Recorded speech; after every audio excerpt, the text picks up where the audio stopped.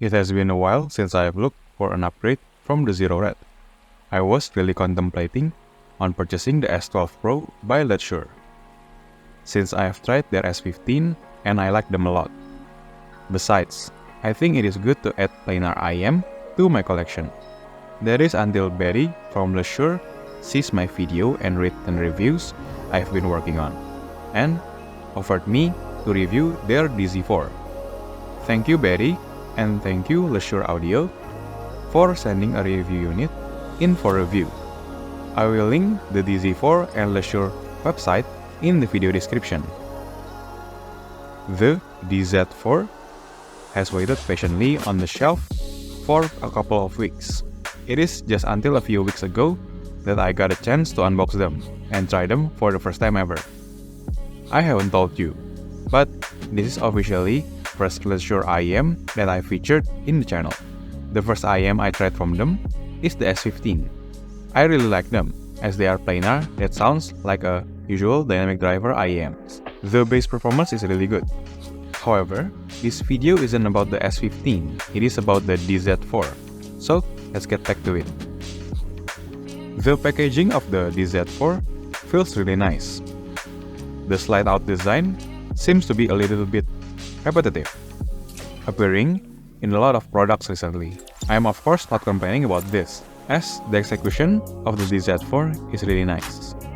I like how they included booklets for instruction how to put them in, which is welcome, as I feel the DZ4 is targeted for a more budget or first-time IEM owner.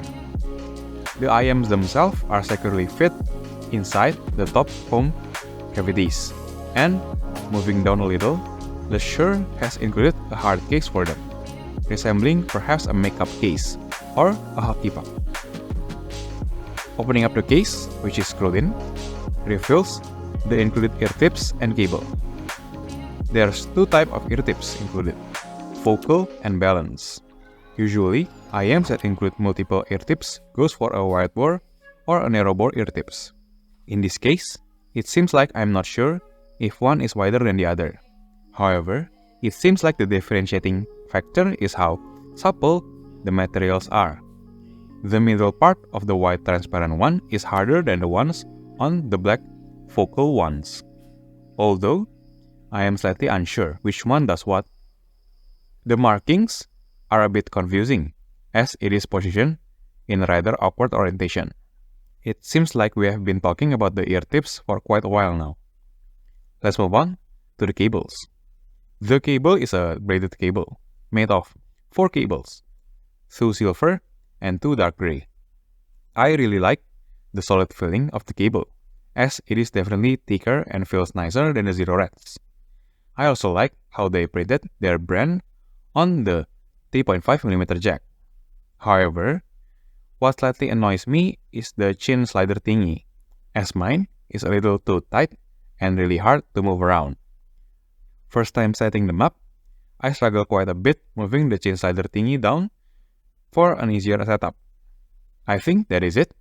Overall, I am really satisfied with the included cable, and it does feels like it inspires confidence. The case is a rather huge cylindrical tube with a screwed top.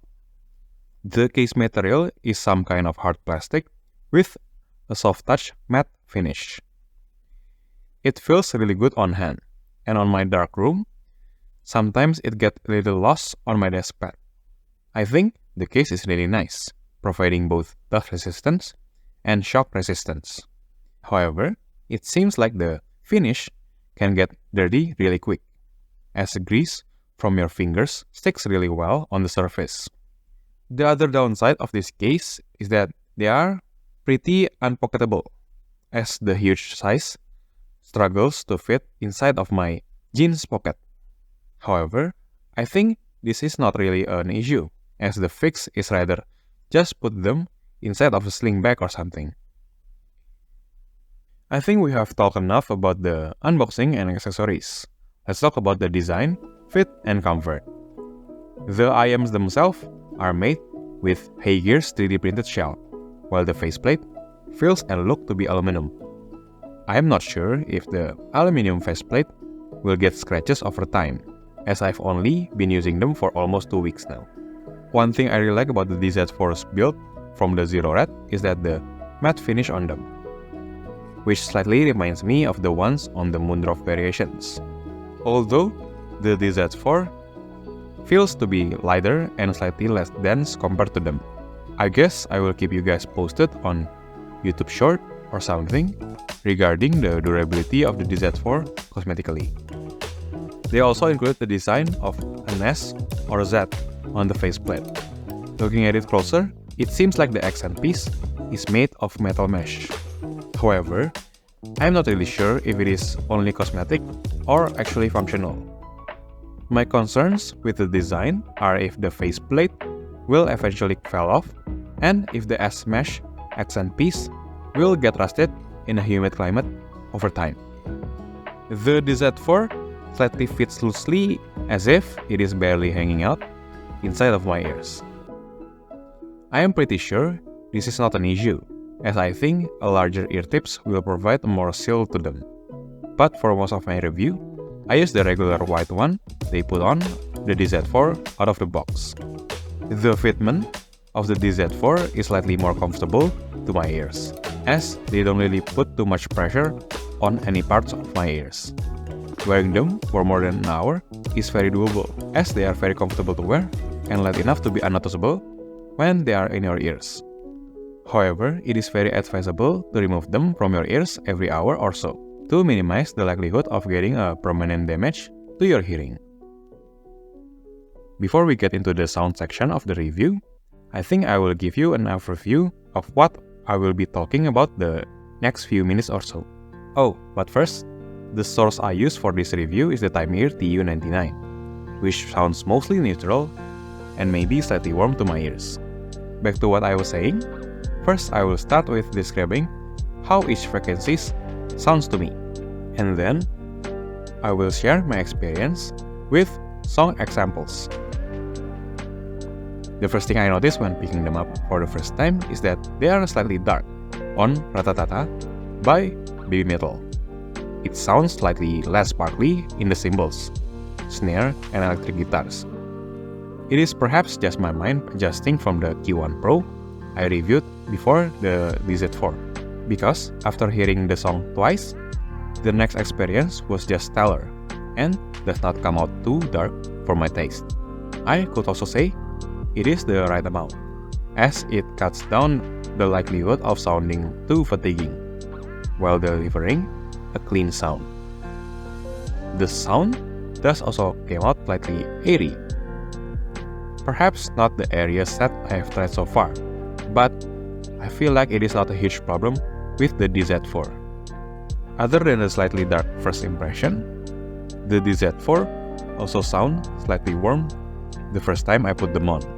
However, just like the dark sounding treble, this immediately went away the third time I listened to Ratatata by Baby Metal. Perhaps the upper mid-range isn't as forward as the Q1 Pro, but it is more forward compared to the Zero Reds. The DZ4 sounds cleaner than the Zero Red, while sounding thicker than the Q1 Pro. The perfect balance, as all things should be. But balance doesn't always mean perfection, as it is not without flaws. The female vocals do come out really natural and clean. However, it does slightly missing a little sparkle.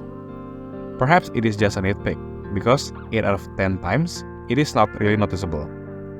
The vocal experience with the DZ4 sounds so good with good body to them.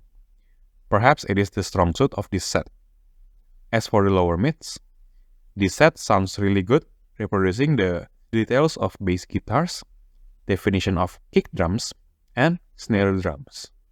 Assessing the graphs also clarified that the Zero Red and the DZ4 shares a similar looking graphs. For me, it is perfection, as this is what I look for on IEMs such as the Zero Red and the Mega 5 VST. Talking to a friend regarding the DZ4 brings out the topic of incoherence in how the DZ4 sounds. It was a friendly conversation, exchanging experience and notes on them. He mentioned that the DZ4 might have a slight incoherence in the bass department.